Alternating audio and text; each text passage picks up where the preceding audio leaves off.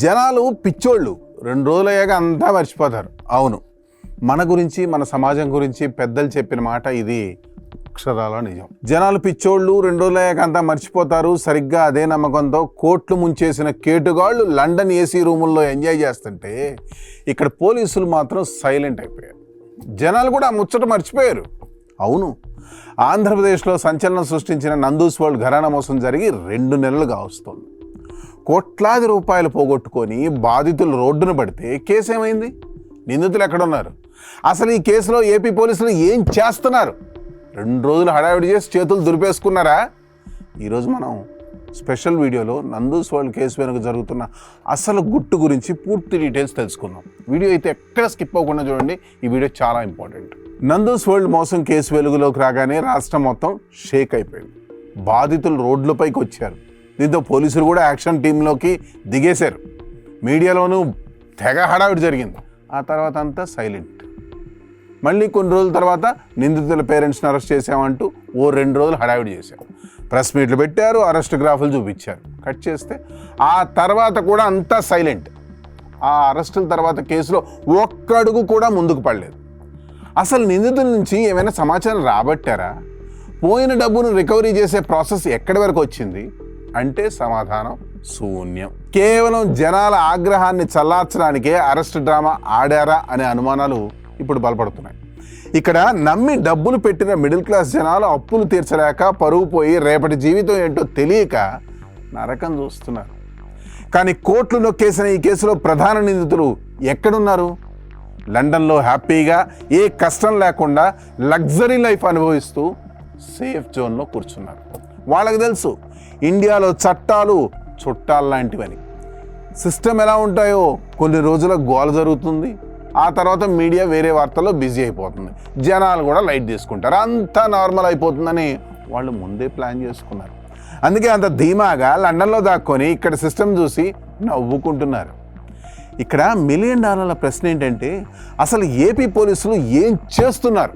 Technology ఇంతగా పెరిగిన కాలంలో ఇంటర్పోల్ సాయంతో లుకౌట్ నోటీసులు జారీ చేయడం, రెడ్ కార్నర్ నోటీసులు ఇవ్వడం, బ్రిటన్ ప్రభుత్వంతో మాట్లాడి నిందితులను డిపోర్ట్ చేయడం పోలీసులకు పెద్ద పని కాదు. కానీ 2 నెలలు గడుస్తున్నా నిందితుల్ని వెనక్కి తీసుకురావడానికి ఎలాంటి బలమైన అడుగులు పడలేదు. ఈ సైలెన్స్ వెనక ఉన్న మర్మం ఏంటి? నిందితులకు ఎవరైనా పొలిటికల్ సపోర్ట్ ఉందా? లేక కేసును నీరుగార్చడానికి తెర వెనుక ఏమైనా సెటిల్మెంట్లు జరుగుతున్నాయా? బాధితుల పక్షాన నిలబడాల్సిన పోలీసులు ఎందుకు ఇంత నిమ్మకు నీరెత్తినట్లుగా వ్యవహరిస్తున్నారు? నిజానికి నేరగాళ్ళకి ఉన్న అతిపెద్ద ధైర్యం మన మతిమరుపు. ఈరోజు నందూస్ వరల్డ్ అంటారు, రేపు ఇంకో కేసు వస్తుంది, దాంట్లోకి షిఫ్ట్ అయిపోతారు. ఇలాంటి పెద్ద పెద్ద స్కామ్లు జరిగినప్పుడు సోషల్ మీడియాలో వారం రోజులు ట్రెండ్ చేయడం, ఆ తర్వాత సైలెంట్ అయిపోవడం మనకు అలవాటు అయిపోయింది. మనం ఎప్పుడైతే ప్రశ్నించడం ఆపేస్తామో అప్పుడే నిందితులకు బలం పెరుగుతుంది. ఈ కేసులో కూడా అదే జరుగుతోంది. జనాలు మర్చిపోతున్నారు కాబట్టి అటు పోలీసులు ఇటు నిందితులు కూడా ఏమీ తెలియనట్లు సైలెంట్ అయిపోయారు. ఫ్రెండ్స్, నందూస్ వరల్డ్ కేసులో న్యాయం జరగాలి అంటే బాధితులకు వాళ్ళ డబ్బులు తిరిగి రావాలి. అంటే మనం ఈ విషయాన్ని మర్చిపోకూడదు. ప్రభుత్వంపై, పోలీస్ శాఖపై మనం అత్యంత దారుణమైన ఒత్తిడి తీసుకురావాలి. ఈ పదం ఎందుకు వాడుతున్నానంటే ఇంతవరకు ఆ ఒత్తిడి అనేది స్టార్ట్ అవ్వలేదు. లండన్లో ఉన్న నిందితుల్ని ఇక్కడికి తీసుకొచ్చి జైల్లో పెట్టేంత వరకు ఈ టాపిక్ లైవ్లోనే ఉండాలి. ఈ వీడియోను మ్యాక్సిమం షేర్ చేయండి. బాధితుల గొంతుగా నిలబడండి. సిస్టమ్ను నిద్ర లేపడానికి మీ వంతు ప్రయత్నం చేయండి. మా వంతు ప్రయత్నం మేము చేస్తాం. I hope you are understanding everything because మీరు తెలివైన వాళ్ళు. That's all for today. This is Harikrishna signing off for Sakshi exclusive. So అట్లాగా నేను అనేది ఆయన దగ్గరికి వెళ్ళి అట్లా ఆ కన్సల్టెన్సీ త్రూ నేను ఇట్లాగా వీసా కోసం అనేది జాబ్ అప్లికేషన్ అనేది చేసి జాబ్ అనేది తెచ్చుకున్నానండి. బట్ నాకు వీసా వచ్చింది, అన్ని కరెక్ట్ గానే జరిగినాయి. ఆ లోపే మేము డబ్బులు కూడా నేను అన్ని కూడా యూకే లో ఉన్నటువంటి అకౌంట్స్ కి ట్రాన్సాక్షన్ చేశానండి.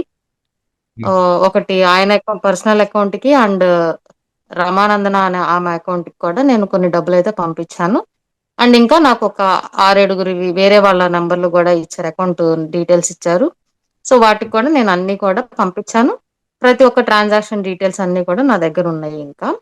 సో ఆ జాబ్ వీసా వచ్చిన తర్వాత కూడా ఆయన నాకు జాబ్ అనేది ప్రొవైడ్ చేయలేకపోయారండి. యాజ్ అ కన్సల్టెన్సీగా వాళ్ళు నాకు ఏదైతే ప్రామిస్ చేశారో జాబ్ మీకు చూపిస్తాము, జాబ్ ఇస్తాము, ఇదంతా ప్రాసెస్ జాబ్ కోసమే కాబట్టి నాకు జాబ్ అనేది వాళ్ళు ప్రొవైడ్ చేయడంలో వాళ్ళు ఫెయిల్ అయ్యారు. వాళ్ళు అంటే మధుకర్ జాగలమూడి గారు. యాహ్! నేను మల్టిపుల్ టైమ్స్ ఆయన్ని అడిగి నాకు వీసా వచ్చింది. బట్ నేనింకా జాబ్‌లో జాయిన్ అవ్వలేదు. సో, ఎందుకు ఇంత డిలే అవుతుంది అంటే చాలా ఫాల్స్ ఇన్ఫర్మేషన్, ఫాల్స్ అప్డేట్స్ ఇచ్చేవాళ్ళు. లైక్ హ్మ్. కంపెనీ మేనేజ్‌మెంట్ చేంజ్ అవుతుంది. హ్మ్. లేదంటే కంపెనీ హెడ్ ఇట్లా ఔట్ ఆఫ్ ది కంట్రీ వెకేషన్‌కెళ్ళాడు. ఇలా ఇవి ఏదో ఒకటి చెప్తూ గూడా కొన్ని మంత్స్ అనేవి అలా పాస్ చేయిచ్చారండి. సో జాబ్ 2023కి ఇస్తే మీకు జాబ్‌తో పాటు వీసా ఇస్తానన్నారు కాబట్టి దానికోసం అని మేము 18,000 పౌండ్స్ పే చేసామండి. దగ్గర దగ్గర 22 లక్షలు. ఓకే. సో అక్కడి నుంచి ఒక 1½ ఇయర్ వరకు జాబ్ లేదు, ఏం లేదండి. హ్మ్.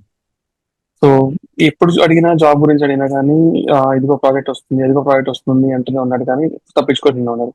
ఒక 3, 4 సార్లు కలిసానండి డైరెక్ట్‌గా వెళ్ళి. హ్మ్. సో కలిసిన లాభం లేదండి. ఎప్పుడు చూసినా కానీ ఇదిగో వస్తుంది, అదిగో వస్తుంది అని చెప్తూనే ఉంటాడు. హుహు.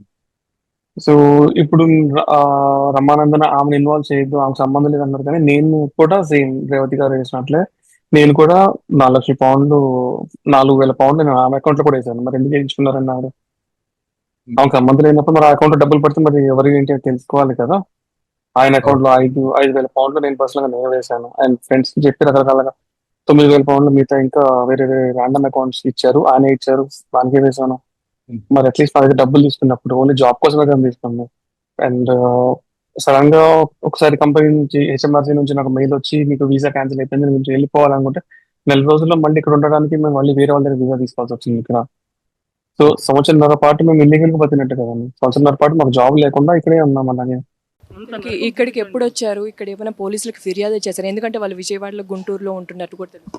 గుంటూరులో మాకు వాళ్ళ కాంటాక్ట్స్ ఎవరు తెలియదండి. విజయవాడలో ఎవరు తెలియదు. నాకున్న కాంటాక్ట్స్ అన్ని యూకేలో ఫ్రెండ్స్ ఉన్నారు.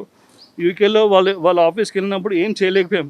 నేను యూకేలో అప్పట్లో లాయర్స్ని అడిగితే ఇది ఫైనాన్షియల్ ఫ్రాడ్ అని చెప్పారు. మాకు అది తెలియదు. కానీ ఇది యాక్చువల్గా ఇప్పుడు మన బాధితుల సోదరులు, మీడియా వాళ్ళ సోదరులు అందరూ చెప్పడం ఏం మాకు తెలిసి అంటే ఇది నిజంగా financial fraud, visa fraud, scam. మేమేం దొడ్డిదారిలో వెళ్ళలేదు, మేము కరెక్టే వెళ్ళాం. వాళ్ళే కన్సల్టెన్సీ అని చెప్పి రిక్రూట్ చేశారు, ఇంటర్వ్యూ చేసుకున్నారు, తర్వాత ఆఫర్ లెటర్ ఇచ్చారు, తర్వాత వాళ్ళే కాస్ట్ ఇచ్చారు. 3 కాస్ట్లు ఫేక్ ఇచ్చి మళ్ళీ మాకు వీసా పర్మనెంట్ 10 years బ్యాన్ పడే చేశారు. వాళ్ళు మనుషులేనా వాళ్ళు? అసలు మధుకర్కి మెసేజ్ పెట్టాను, సార్ ఏమైంది ఇట్లా నా పరిస్థితి ఏందని చెప్పాను. No response. బ్లాక్ చేసేస్తున్నాడు, నంబర్స్ అన్ని బ్లాక్ చేసేసాడు.